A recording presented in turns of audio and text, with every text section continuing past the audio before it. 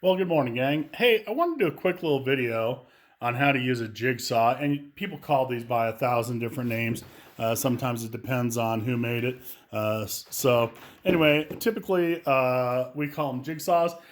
It's almost like a replacement for the bandsaw or a scroll saw.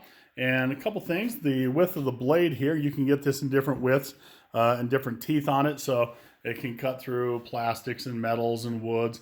There's all kinds of different blades on them. I will tell you, the blades are fairly inexpensive, and if you have a bent blade, they're almost impossible to use. So this is what we call a barrel grip.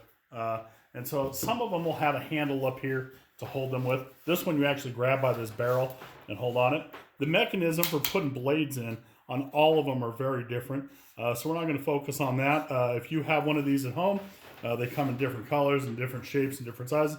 But basically the way they work is you turn it on and the blade goes up and down. On this one, it goes up and down almost 2 inches, which is kind of where you typically burn out the same 2 inches on the blades, and the blades don't last very long.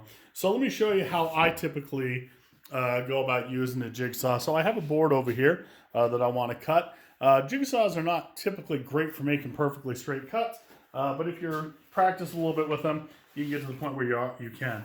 So the first thing, always secure the material you're cutting.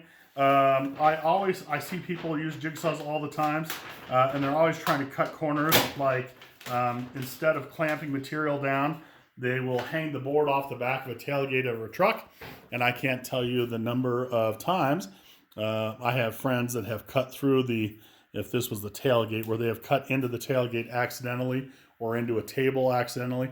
So we want to make sure we've extended the material far enough away from the vehicle or from the table that's holding it so that we're not going to run into it, okay?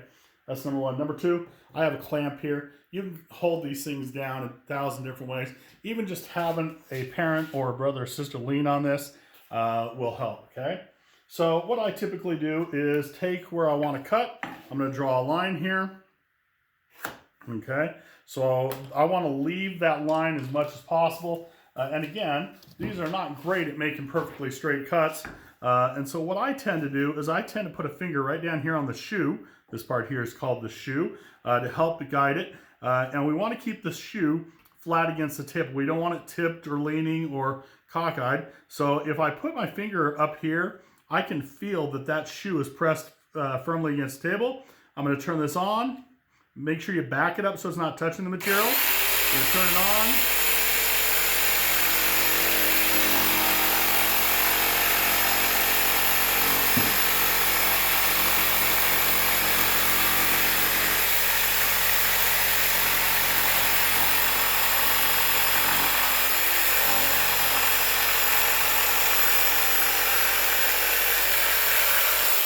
And I cut through that. Now, works pretty well. I do need to do a little sanding there. I know it's not perfect, a little off, but a little sanding will take care of that and help guide that. Like I said, if this blade, and you can see this one has a tiny bit of bend to it, but if your blade is bent, it makes it almost impossible to make a perfectly straight cut. Now, this is a fairly narrow blade. That's a 3/8 cut, so I can make a pretty curvy cut with this. I know some people that when they're making a cut will figure out where they want to cut. They'll draw their line, and then they'll use their square. Most people use a speed square rather than a little square to make those cuts, okay? But this saw will do straight, it will do curved. So if I want to come like that, that might be a little bit more than I can cut. But what I'm going to do is I'm going to come in here and make some relief cuts first.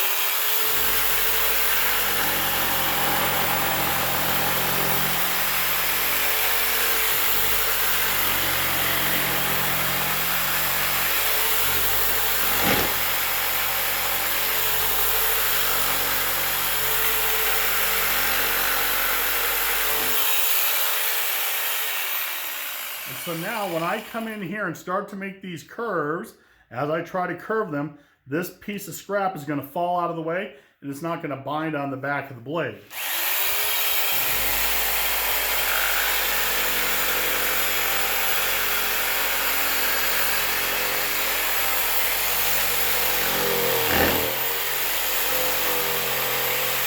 And if If it starts to bounce, you're probably trying to push it too hard.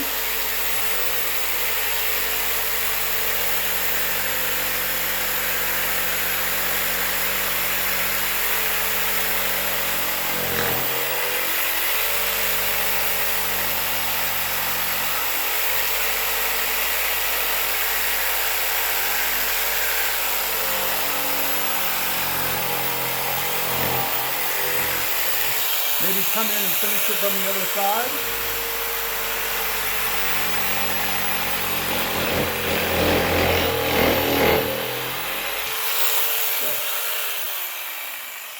Okay. And it works pretty well. It makes pretty good cut. Again, I still need to sand it, okay? And you can see there where I came in there and held it in one place for a little too long. Doesn't take very long for it to start burning material and leaving its mark. So I still have some sanding to do on that, but it does a pretty good job of cutting. Make sure when you are using a jigsaw, because of the power cord, make sure you don't cut through the power cord. I've seen that happen several times in middle school shop. Make sure you set it far enough in on the bench that the weight of the cord doesn't want to pull it off the bench, because that will bend and break your blade. And again, anytime you're using any tools at home, make sure mom or dad are there with you, supervising and advising you on what you're doing. All right? Hey, thanks for listening. Talk to you later.